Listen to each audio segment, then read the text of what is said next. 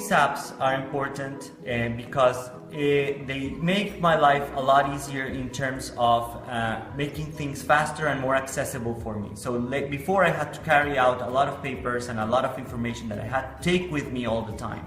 Now a lot of the information is already packed and I can carry it around and use it. And it allows me to get to know my classes, my topics a lot better and to use them when I need them. The classes that I have put in, I haven't put all of the classes yet.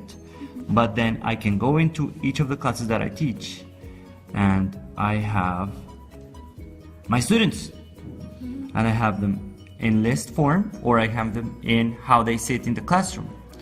That way I know I can learn the names of my students and I can give them if they do something well in class, if they misbehave or they didn't do their homework, I can tell this student didn't do the homework today, so I'm going to give it a thumbs down because they didn't do the homework. So I use that app a lot. Ask another app that it has. I can tell her, okay, so randomly I'm going to say, please, Mr. Aslanbek, where's your homework? And then the next question, Nurgul, answer the question. So that is an app that I like to use for class. I also have another app. Guys, I have a Samsung Galaxy watch, and this is the first Samsung Galaxy watch which is synchronized to my phone. Same time, it's a watch at the same time. Can take a picture using a camera, and you can take also a video and even also a voice recording.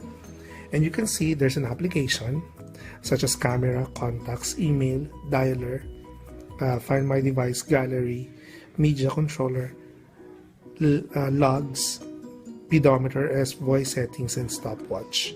We have also timer, voice memo, weather, and today's schedules. So these are one of the features of my Samsung Galaxy watch. By the way, let's try to do it and try to call me. Eh? Wait. Let me do it first.